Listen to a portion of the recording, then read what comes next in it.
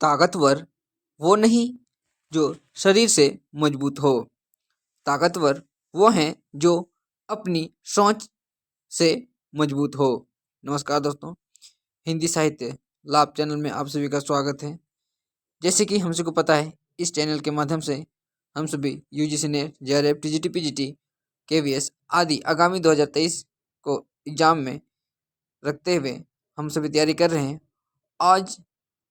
आज हम सभी का विषय है सगुण धारा को आगे बढ़ाते हुए इसका आगे रूप देखने वाले हैं। मानस की रचना संवत 1631 में चैत्र शुक्ल रामनवमी मंगलवार को हुआ। इसकी रचना में कुल 2 वर्ष 7 महीना 26 दिन लगा। रामाज्ञ प्रश्न एक ज्योतिष ग्रंथ है। कृष्ण गीतावली में गोस्वामी जी ने कृष्ण से संबंधित पदों की रचना की तथा पार्वती मंगल में पार्वती और शिव का विवाह का वर्णन है। रामचरितमानस और कवितावली में गोस्वामी जी ने कलिकाल का वर्णन किया है। किसका? कलिकाल का वर्णन किया है। कवितावली में बनारस काशी के तत्कालीन समय में फैले महामारी का वर्णन उत्तरकांड में किया गया है। कौन सा कांड में? उत्तरकांड में किया गया है महामारी का। तुलसीदास ने अपने बाहु रोग से मुक्ति के लिए हनुमान बाहु की रचना की। कौन सी? हनुमान बाहु की। आचार्य रामचंद्र शुक्ल ने रामचरितमानस को लोक मंगल की साधना अवस्था कहा। ये मोस्ट इम्पोर्टेंट है एग्जाम की दृष्टि से। आगे कहता है कि ये जो लोक मंगल की साधना अवस्था का जो है ना, ये किनके अनुसार है? ये रामचंद्र शुक्ल के अनुसार हम सभी यहाँ पर देख रहे हैं। मानस में 7 कांड या 7 सोपान है, जो क्रमशः इस प्रकार है। पहला है बालकांड, अयोध्या कांड, अरण्य कांड, किष्किंधा कांड, सुंदरकांड, लंका कांड और उत्तरकांड। एग्जाम में अधिकतर यहीं से क्वेश्चन पूछा जाता है कि इसको आप क्रम के अनुसार लगाने के लिए कहा जाता है। तो सबसे पहले आता है बालकांड, अयोध्या कांड, बालकांड, अयोध्या कांड, अरण्य कांड, किष्किंधा कांड, सुंदरकांड, लंका कांड और लास्ट में आता है उत्तरकांड। अयोध्या कांड को रामचरितमानस का हृदय स्थल कहा जाता है। अयोध्या कांड को। इस कांड की चित्रकूट सभा को आचार्य रामचंद्र शुक्ल ने एक आध्यात्मिक घटना की संज्ञा प्रदान की है। कौन सी? आध्यात्मिक घटना। किसका? चित्रकूट सभा का। चित्रकूट सभा में वेद नीति, लोक नीति एवं राजनीति तीनों का समन्वय देखने को मिलता है। रामचरितमानस की रचना गोस्वामी तुलसीदास स्वतः सुखाई के साथ साथ लोकहित और लोक मंगल के लिए भी किए हैं। रामचरितमानस के मार्मिक स्थल निम्नलिखित हैं। राम का अयोध्या का त्याग जब किया उस समय का, और पति के रूप में वनगमन, मतलब जब वन चले गए थे। चित्रकूट में राम और भरत का मिलन, जब चित्रकूट में दोनों बहुत दिन के बाद मिले थे। शबरी का आतिथ्य, मतलब अतिथि के रूप में जब उसका भेंट हुआ था। चौथा है लक्ष्मण को शक्ति लगने पर राम का विलाप, जब उसको चोट लग गई थी उस समय जो दुख हो रहा था उसका वर्णन। पांचवा है भरत की प्रतीक्षा आदि। तुलसी ने रामचरितमानस की कल्पना मानसरोवर के रूपक के रूप में की है। किसमें? मानसरोवर रूपक के रूप में की है, जिसमें 7 कांड के साथ 7 सोपान और 4 वक्ता के रूप में 4 घाट है। ये क्वेश्चन इंपॉर्टेंट है, ये कोटेशन इंपॉर्टेंट है। इसमें 7 कांड है, टोटल 7 सोपान है। सोपान मतलब सीढ़ी होता है। 4 वक्ता के रूप में 4 घाट हैं। सप्त सोपान मानस के चारों घाटों का संक्षिप्त विवरण इस प्रकार है। काकभुसंडी गरुड़ संवाद, काकभुसंडी गरुड़ संवाद, ये है उपासना घाट इसका नाम है, जिसको पनघट कहते हैं। दूसरा आता है ये पार्वती, शिव पार्वती संवाद जो ज्ञान घाट कहलाता है या राजघाट जिसको कहते हैं, ये प्रथम वक्ता या श्रोता है। तुलसी संवाद में आता है प्रपत्ति घाट या गाय घाट जिसको कहते हैं। यज्ञवल्क्य भरद्वाज संवाद कहता है कर्म घाट, पंचायती घाट। कैसे कैसे है बोले, काकभुजंडी, देखिए काकभुजंडी किस में आता है, उपासनापन घाट। शिव प्रसाद का ज्ञानी घाट आता है। तुलसी का प्रपत्ति या फिर गाय घाट। यज्ञवल्लभ भरद्वाज संवाद का है कर्म घाट, पंचायती घाट कहलाता है। मानस रूपक तुलसी साहित्य का सबसे बड़ा रूपक है, क्या है ये, मानक रूपक है ना, तुलसीदास का सबसे बड़ा रूपक है मानस रूपक। अलंकार योजना के संबंध में तुलसी को प्रथम उपाधियां निम्न है, मतलब जो कौन कौन उसको उपाधि या नाम से अभिहित किया है। देखिए उपाधि के प्रस्तोता मतलब जिन्होंने उसको नाम दिया या उपाधि क्या दिया, लाला भगवान दीन और बच्चन सिंह। लाला भगवान दीन और बच्चन सिंह ने उसको रूपकों का बादशाह कहा। किसका, रूपकों का बादशाह कहा, लाला भगवान दीन और बच्चन सिंह। आचार्य रामचंद्र शुक्ल ने अनुप्रास का बादशाह कहा। क्या, अनुप्रास का बादशाह कौन, रामचंद्र शुक्ल। डॉक्टर उदय भानु सिंह ने इसको क्या कहा, उत्प्रेक्षाओं का बादशाह से संबोधित किया। आचार्य हजारी प्रसाद द्विवेदी ने लिखा है तुलसी का संपूर्ण काव्य समन्वय विराट चेष्टा है। ये कोटेशन पूछा गया है, आगे भी पूछने की संभावना है, इसलिए इसका हम लोग खास तौर पर ध्यान रखेंगे। क्या कहते हैं हजारी प्रसाद द्विवेदी, कहते हैं तुलसी का संपूर्ण काव्य समन्वय विराट चेष्टा है। रामचरितमानस पर सर्वाधिक प्रभाव आध्यात्मिक रामायण पर पड़ा। किस पर, आध्यात्मिक रामायण पर। तुलसीदास ने सर्वप्रथम मानस को रसखान को सुनाया था। बहुत इंपॉर्टेंट है कि तुलसीदास ने सर्वप्रथम रामचरितमानस को किसको सुनाया था, तो उत्तर में होगा यहाँ पर रसखान को सुनाया गया था। रामचरितमानस की टीका अयोध्या के बाबा रामचरण दास ने लिखी। किसने, रामचरण दास ने इसका प्रथम टीका लिखा था जो रामचरितमानस का था। मानस के संदर्भ में रहीमदास ने लिखा है रामचरितमानस विमल संतन जीवन प्राण, हिंदुवान को वेद सम यव नहीं प्रकट कुरान। कौन कहते हैं ये, रहीमदास लिखते हैं रामचरितमानस के बारे में। अब भिखारीदास तुलसी के संबंध में लिखते हैं कि तुलसी गंग दुवे भय सुकविन के सरदार। तुलसी गंग दुवे भय सुकविन के सरदार, इनके काव्यन में मिली भाषा विविध प्रकार। ये बहुत इंपॉर्टेंट लाइन है, एग्जाम में ये क्वेश्चन पूछा गया है। अयोध्या सिंह उपाध्याय हरिओत ने इनके संबंध में लिखा है, इनके मतलब तुलसीदास के बारे में लिखे हैं कि कविता करके हुलसी न लसे। अयोध्या सिंह उपाध्याय कहते हैं कविता करके तुलसी न लसे, कविता पा लसी तुलसी की कला। ये भी मोस्ट इंपॉर्टेंट है। आचार्य रामचंद्र शुक्ल ने लिखा है कि भाषा पद्य के स्वरूप को लेते हैं तो गोस्वामी जी की सामने कई शैलियाँ प्रचलित थीं, जिनमें से मुख्य हैं वीरगाथा से काल की छप्पय पद्धति, विद्यापति और सुंदरदास की गीत पद्धति, गंग आदि भाटों की कवित सवियां पद्धति, कबीरदास की नीति संबंधी बानी की पद्धति, दोहा जो अभ्रंश से चली आती थी, ईश्वर की दोहा चौपाई वाली प्रबंध पद्धति। इस प्रकार भाषा के दो रूप अवधि और ब्रज और रचना की 5 शैलियां यहाँ पर हम सभी को देखने को गोस्वामी जी द्वारा मिली है। नावादास गोस्वामी तुलसीदास के समकालीन राम भक्त कवि थे। देखिए किसके समकालीन थे, ये नावादास जो है ना गोस्वामी तुलसी के समकालीन थे उस समय के, मतलब इनका जन्म 1570 के आसपास हुआ था। किनका, नाभादास का। इंपॉर्टेंट है, क्वेश्चन पूछा जाता है काल क्रम के अनुसार या जन्म के अनुसार इसको लगाने के लिए कहा जाता है। नावादास ने अपने हिंदी भक्त माल की परंपरा का सूत्रपात किया। इनके गुरु का नाम अग्रदास थे। कौन, अग्रदास। और इसका कौन सा है, भक्तमाल इनकी प्रमुख रचना है। डॉक्टर ग्रियर्सन ने नाभादास का उपनाम नारायण दास बताया है। किसका नाम? नाभादास का उपनाम है नारायण दास। किसके अनुसार? डॉक्टर ग्रियर्सन के अनुसार।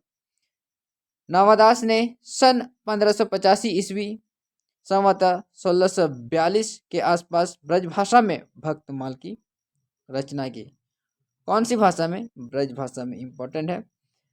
भक्तमाल में 200 कवियों को जीवन वृत्त और उनकी भक्ति की महिमा सूचक बातों को 316 छपाइयों में लिखा है। कितने? 316 छपाइयों में लिखा है। सन 1712 ईस्वी में प्रियादास ने भक्तमाल की टीका रसबोधनी शीर्षक से ब्रज भाषा के कवित संयोग की शैली में लिखी है। कितने? 1712 ईस्वी में प्रियादास ने भक्तमाल की रसबोधनी टीका से ब्रज भाषा में लिखी है। नाभादास ने रामचरित से संबंधित 2 अष्टयाम रचना की संस्कृत के चंपू काव्य शैली में की। नाभादास ने अष्टयाम की रचना श्रृंगार भक्ति अथवा रसिक भावना को लेकर की है। कौन सा? नाभादास ने अष्टयाम में श्रृंगार भक्ति की रचना की अथवा रसिक भावना का। इनकी अन्य विशेषता निम्न है। अष्टयाम उनकी जो रचना है वो ब्रज भाषा में, देखिए उनकी विशेषता है, ब्रज भाषा में जो रचना करते हैं वो गद्य में राम और सीता के 8 पहरों का वर्णन है ब्रज भाषा में। वहीं अष्टयाम अवधी भाषा में जब लिखते हैं तो उन्हें दोहा चौपाई शैली में राम सीता का वर्णन किया है। नाभादास द्वारा विभिन्न कवियों के संदर्भ में भक्तमाल की कही गई महत्वपूर्ण पंक्तियां निम्न है। मतलब नाभादास द्वारा जो रचित है भक्तमाल, उसके विषय में विभिन्न विद्वानों ने अलग अलग अपना अपना विचार मत प्रकट किया है। जैसे यहाँ पर कबीरदास पहले कहते हैं कि महत्वपूर्ण का निराखी नहीं, वर्ण श्रम सट दर शनि। मीराबाई इनके रचना पर कहते हैं निरंकुश अति निडर, रसिक जस रस न गायो। तुलसीदास कहते हैं त्रेता काव्य निबंध करी शतकोटि रसायन, एक अक्षर उचार ब्रह्म इत्यादि परायण, अब भक्तन सुख देन बहुरी लीला विस्तारी, रामचरण रस मत मत रहत अहनीसी व्रत धारी, संसार अपार के पार को सुगम रूप नौका लियो, कली कुटिल जीव निस्ताह रहित वाल्मीकि तुलसी भयो। सूरदास क्या कहते हैं? उक्त चौज अनुप्रास वरण अस्थि अति भारी, वचन प्रीति निर्वाह अर्थ अद्भुत तुकधारी, विमल बुद्धि गुण और को जो गुण स्वानिन धरे, सूर कवित सुनि कौन कवि जो नहीं सिर चालन करे। इस तरह इसका और भी आगे है। जैसे नंददास कहते हैं कि लीलापद रस युत लीला रस युत रीति ग्रंथ रचना में नागर, सरस उक्त युत चुयुक्ति भक्ति रह गान उजागर, चंद्रहास अग्रज सुहृद परम प्रेम पथ में पगे, नंददास आनंद निधि रसिक सप्रभुहित रसमगे। अष्टयाम में नाभादास ने लिखा है, कहते हैं कि अवधिपुरी की शोभा जैसी कहीं नहीं सकहीं से श्रुति जितैसी, केशव का जन्म बुंदेलखंड के ओरछा नामक नगर में सन 1555 में और मृत्यु 1617 ईस्वी में होता है। केशवदास का बहुत इंपॉर्टेंट है, हमेशा यहाँ से पूछा जाता है। केशवदास का उपनाम वेदांती मिश्र था, बहुत इंपॉर्टेंट है। वेदांती मिश्र किसका नाम था? केशवदास का। जन्म कब होता है? 1555 में। ये निम्बार्क संप्रदाय में दीक्षित थे। कौन सा संप्रदाय? निम्बार्क संप्रदाय। केशवदास ओरछा नरेश महाराज राम सिंह के भाई और इंद्रजीत के गुरु और राजाश्रित कवि थे। मतलब किसके दरबारी कवि थे? इंद्रजीत सिंह के गुरु और राजाश्रित कवि थे। केशवदास की रचनाओं का कालक्रम अनुसार निम्नलिखित तरीके से हम सभी देख सकते हैं कि उसका कब प्रकाशन होता है, उसमें अध्याय कितनी है, उसका विषय वस्तु क्या है। सबसे पहले आता है रसिक प्रिया। इसका समय रहता है 1591। किसका? रसिक प्रिया का। इसका 16 प्रभाव है। रीति ग्रंथ रस श्रृंगार रस का वर्णन इसमें मिलता है। रामचंद्रिका 1601।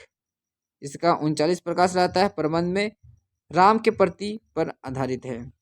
कविप्रिया 1601, दो ठो यहाँ पर 1601 में प्रकाशन होता है, एक रामचंद्रिका और कविप्रिया, रामचंद्रिका और कविप्रिया। 16 प्रकाश में आता है। रीति ग्रंथ है, अलंकार का इसका वर्णन है। रतन बावनी 1617, 53 छंद है। प्रबंध में शैली में है, प्रकार में है, डिंगल शैली का एक राजनीतिक ग्रंथ है।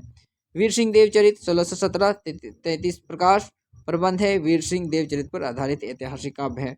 विज्ञान गीता 1610 में 21 प्रभाव है। प्रबंध में प्रबंध चंद्रोदय का अनुवाद है। जहांगीर जस चंद्रिका 1612 में, प्रबंध में जहांगीर के 10 धर्म का वर्णन है। नक्सिक रीति ग्रंथ राधा के अंग और उपांगों का वर्णन किया गया है। और लास्ट में आता है छंदमाल, छंदमाल जो रीति ग्रंथ में वर्णन आता है। ये सब जो है सबसे अधिक हम सभी को इसमें याद रखना है वो है इसका मतलब वर्ष यहाँ पर निश्चित रूप से पूछा जाता है कि इसको काल क्रम के अनुसार लगाइए। तो सबसे पहले आता है रसिक प्रिया, रामचंद्रिका, कवि प्रिया, रतन बावनी, वीर सिंह देवचरित, विज्ञान गीता, जहांगीर जस चंद्रिका। कैसे? सबसे पहले रसिक प्रिया, फिर रामचंद्रिका, रसिक प्रिय, रामचंद्रिका, कवि प्रिया, रतन बावनी, वीर सिंह देवचरित, विज्ञान गीता, जहांगीर जस चंद्रिका। ये इसका निश्चित आगे इस प्रकार से हम लोग सजा सकते हैं। आचार्य विश्वनाथ प्रसाद मिश्र, डॉक्टर नगेंद्र, गणपति चंद्र गुप्त प्रभृति विद्वानों ने केशवदास को हिंदी का रीति काव्य का प्रवर्तक माना है। कौन कौन? विश्वनाथ प्रसाद मिश्र, गणपति चंद्रगुप्त और डॉक्टर नगेंद्र ने इसको रीति काव्य का प्रवर्तक मान दिया है। कविप्रिया की रीति ग्रंथ की रचना इंद्रजीत सिंह की एकनिष्ठ प्रेमिका गणिका वैश्य प्रवीण राय को शिक्षा देने के लिए की गई है। मतलब कविप्रिया उनकी जो रचना है उसका मुख्य विषय क्या है? उसका जो गणिका जो प्रेमिका थी वो प्रवीण राय की शिक्षा को देने के लिए रचना की गई है। रामचंद्र शुक्ल ने केशव को अलंकारवादी मानते हैं। कौन? रामचंद्र शुक्ल केशवदास को अलंकारवादी मानते हैं। केशवदास स्वयं लिखा है यद्यपि सुजति सुलक्षणी सुवर्ण सुरस सुवृत भूषण बिनुना विराजाए कविता बनिता मित। यह है मुख्य रूप से क्वेश्चन में एग्जाम में पूछा जाता है। केशव, भामा, दंडी और उद्भट के अनुयायी थे। कौन? केशवदास। केशव किसके? भामा, दंडी और उद्भट के अनुयायी, मतलब उसका पालन करते थे। ऐसा माना जाता है कि केशव दास ने रामचंद्रिका की रचना तुलसीदास के रामचरितमानस की प्रतिस्पर्धा में एक रात में की है। किसका? इसका रामचंद्रिका की रचना। गुमान कवि ने रामचंद्रिका की प्रतिस्पर्धा में कृष्ण चंद्रिका लिखी। क्या लिखे? कृष्ण चंद्रिका लिखे हैं। आचार्य रामचंद्र शुक्ल ने केशव दास की कटु आलोचना करते हुए लिखे हैं। किसका? केशवदास का आलोचना करते हैं और इस कटु आलोचना में लिखते हैं केशव को कभी हृदय नहीं मिला था। केशव को कभी हृदय नहीं मिला था। उन्हें उसमें वह सहृदयता भावुकता ना थी जो एक कवि में होनी चाहिए। वे संस्कृत साहित्य से सामग्री लेकर अपनी पांडित्य और रचना कौशल की धाक जमाना चाहते थे। ये एग्जाम में बहुत बार पूछा गया है, तो हम सब इसका निश्चित रूप से ध्यान रखेंगे। डॉक्टर विजयपाल सिंह ने केशव दास को कोर्ट का कवि कहा। किसने कहा? विजयपाल सिंह ने केशवदास को कोर्ट का कवि कहते हैं। केशवदास कृत रामचंद्रिका पर प्रसन्न राघव, हनुमान नाटक, अनुराग राघव, कादम्बरी तथा नैषध चरित का प्रभाव है। किसका? प्रसन्न राघव का, हनुमान नाटक का, अनुराग राघव कादम्बरी का। आलोचकों के केशवदास व रामचंद्रिका के संबंध में निम्नलिखित कथन है। क्या क्या कथन है? इसका अलग अलग विद्वान देखिए। कहते हैं कि कवि को दीन ना चाहे विदाई, पूछे केशव की कविताई। और राभादास केशवदास को कहते उडगन केशवदास के नाम से संबोधित करते हैं। आचार्य रामचंद्र शुक्ल ने कठिन काव्य का प्रेत केशवदास से को संबोधित किया है। रामस्वरूप चतुर्वेदी रामचंद्रिका छंदों का एक अजायब घर नाम से संबोधित किया। ये सभी के सभी बहुत मोस्ट इंपॉर्टेंट है। सेनापति का जन्म, अब आते हैं सेनापति का जन्म 1579 ईस्वी में होती है और इसके गुरु का नाम हिरामण हीरामणि दीक्षित था। किसका? सेनापति का। जन्म कब होता है? 1589 1589 में। सेनापति द्वारा रचित ग्रंथ हैं कवित रत्नाकर और काव्य कल्पद्रुम। कवित रत्नाकर का विषय है, इसमें 5 तरंग और 394 छंद में राम कथा का वर्णन है। काव्य कल्पद्रुम में इसे एक रीति ग्रंथ माना जाता है। आचार्य रामचंद्र शुक्ल ने सेनापति के संदर्भ में लिखा है कि ये बड़े ही सहृदय कवि थे। ऋतु वर्णन तो इनके जैसे और किसी सिंगारिक कवि में नहीं किया। ये मोस्ट इम्पोर्टेंट है, VVI के रूप में इसको रखेंगे। सेनापति भाषा के ब्रजभाषा के कवि हैं। किसके? ब्रजभाषा के कवि हैं। और इनका सर्वाधिक प्रिय अलंकार श्लेष अलंकार है। कौन सा? श्लेष अलंकार है। तो ये था दोस्तों आज का हम सभी का मुख्य विषय। और अगर आप इस चैनल पर नए हैं तो please like, comment and subscribe कर दीजिएगा, ताकि आने वाले वीडियो आप सभी के बीच जल्द से जल्द पहुंच जाए और मुझे भी इसके साथ साथ मोटिवेशन मिलते रहे। धन्यवाद।